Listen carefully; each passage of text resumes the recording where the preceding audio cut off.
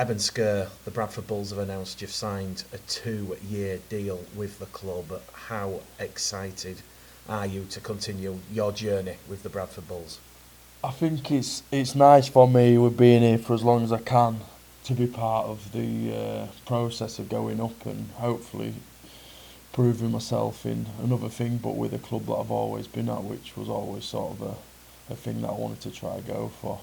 That homegrown connection, you've gone through the scholarship, the academy, the reserves, into the first team.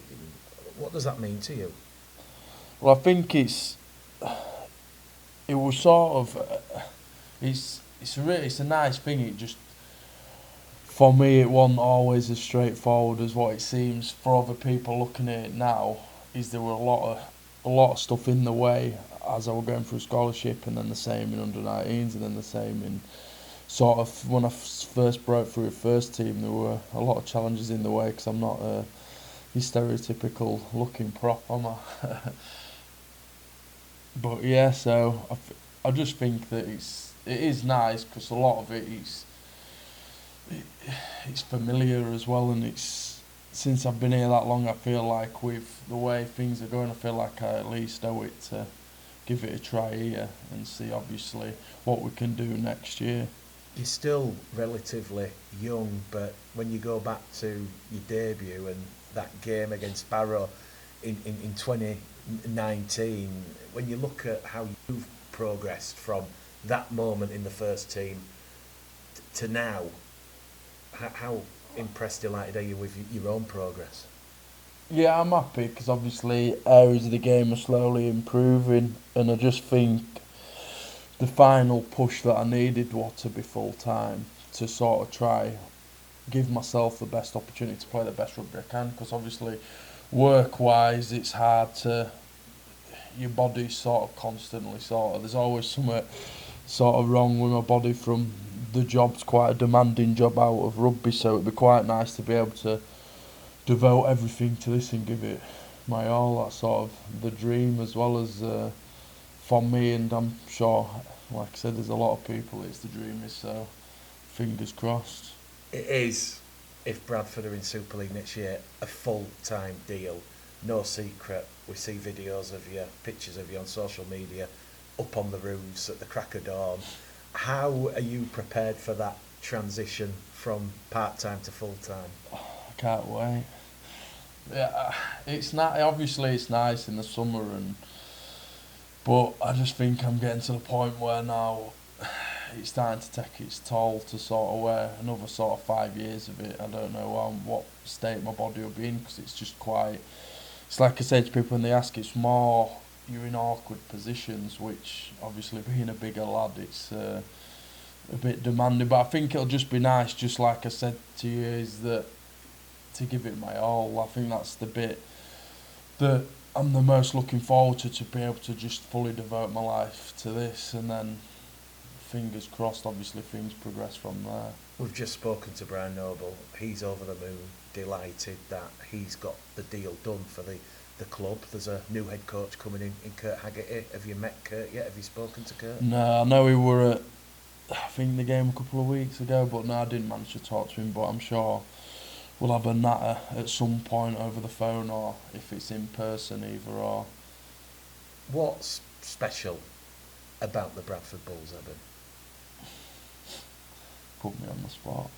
I don't know. Just I've always been here, and I think the way over the past 3 years, the way the club sort of progressed, I just think it were an easier decision than not to sort of stay aboard of it. And obviously, people like Brian Noble make the decision a lot easier because obviously just the help he's been to help me progress. 'Cause I feel like when he's been here, I've progressed quite a lot as well, and he's sort of always truthful with me, which is nice, and he understands the workload that I do out of here as well, and he tries his best to manage that. So I just think that the whole of it, it's like I said, he's just, yeah, well, yeah, I don't really know how to put else on that. And just on that sort of workload, back end of last season and the early part of this season, we've seen Kevin Apple leave the club. We've seen Aribi Doro leave the club. Franklin Pele. You've really stood up and been counted with some very, very strong performances, and you've kind of almost transitioned, Eben, from being the interchange prop who comes on to leading and starting alongside Michael Lawrence.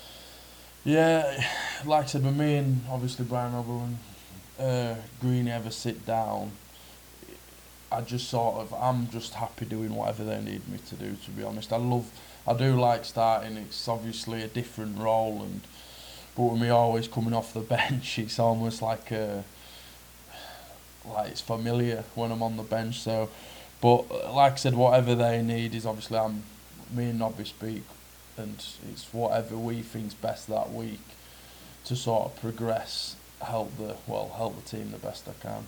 Just on the playing front, what was it like to get over the line against Featherstone in that playoff eliminator Friday gone? Certainly one of the loudest cheers of the night at Odsal. Well, it was nice. It's always nice for a try, especially when you don't score a lot of them like I don't. But yeah, it's always nice for a try. But we're just happy that the game sort of ended the way it did, and it helps us after the tough game the week before against them to sort of get a bit more sort of confidence back and build off that performance for obviously going into Toulouse this weekend. And of course, everybody's full of belief and confidence within the walls here at Tong that it can be third time lucky on Sunday evening against Toulouse. Yeah, well, that's the mentality they were going with. Like I said, everybody knows what we can do when we're on it. I just think as long as we go and execute, then I think we're putting ourselves with the best foot forward to get the job done. But there's obviously a lot of stuff that we know together as a team that we need to start doing, that we've obviously struggled on and off with, which obviously not being's been open about. It is sort of stuff that I think if we end up, I think we're a tough team to beat. But anybody like you look back to that Cass, especially the first half against Cass, I just think that when you look at us back then, I think that's when we were at our best, just defending and completing and putting the kicks where they needed to be. And then I think that's just what we need to go back to, which we have been getting back to. I just think we definitely need to be on it, because obviously Toulouse are a very good side. And just finally, Eben, how much motivation does the fact you win on Sunday evening, you're through to the ultimate prize, which is a place in the Championship Grand Final, motivate you? Yeah, it does, because I've always got to a semi, I think, over the past 2 or 3 years, and I think it was last year where we lost away. Did we lose away in the semis to him last year again? And I just think we owe him it as well. I think we were very close at ours, and I just think it'll be a nice way to finish off this year and then transition into hopefully full-time rugby.